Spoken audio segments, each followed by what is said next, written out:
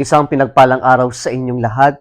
Tayo po'y magninilay sa salita ng Diyos, ang pinagmumulan ng awa ng ating buhay, ang salitawa. Today we are celebrating the memorial of Saint Francis Xavier. He is a priest. Mga kapatid, alam po natin na ang Diyos lamang ang makakapagbigay ng lahat ng ating pangangailangan.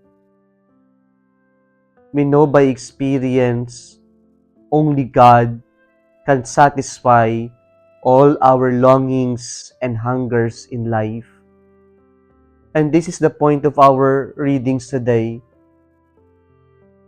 Our readings today tell us that God provides. From the book of the prophet Isaiah in our first reading today, it tells us, in the mountain of the Lord of hosts, the Lord will provide for all peoples a feast of rich food and choice wines, juicy, rich food and pure, choice wines. It is a fiesta, and it is the Lord who gives us this best choice of wines.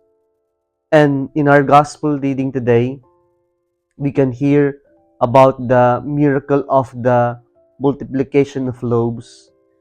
And at the beginning of the gospel reading, we can hear that a lot of people who are sick really struggled to walk with Jesus on the mountain. And we can just imagine how difficult it would have been to the sick people to really join Jesus as he climbed the mountain. But they really did their best because they knew only God can give them the healing that they desired. And so Jesus cured them all. But then Jesus did not only see their physical need, but Jesus also addressed their spiritual need. And the Lord now begin to provide their spiritual need by addressing first their by their physical hunger. And so here Jesus asked his disciples, "How many loaves do you have?" The Lord did not ask him, "How many extra loaves do you have?" But the Lord asked them, "How many loaves you have?" And only 7. Kung titingnan natin, kakarampot ko konti sa dami ng tao. But the Lord can work even with the small things that we have. He can make possible what seems to be impossible in human standard. The Lord is simply asking us to give everything, because after all, whatever we have comes from the Lord. And so it's fitting that we give back what we have received from the Lord by offering all for the Lord, by using these talents, these goods, these blessings that we have received for the good of other people, not only for ourselves.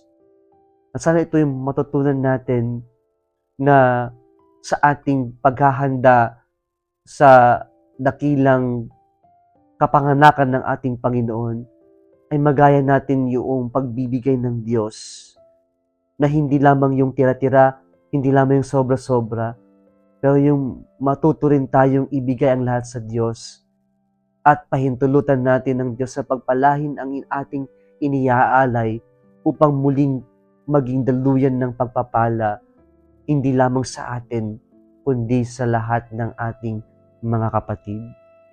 Mga kapatid, nawa maging mga mapagbigay din tayo at pahintulutan natin ng Diyos sa gamitin tayo na maging daluyan ng pagpapala ng ating kapwa. Kung nagustuhan mo ang video na ito, huwag kalimutang mag-like, share at mag-subscribe sa Salitawa Facebook page and YouTube channel Muli isang pinagpalang araw sa inyong lahat.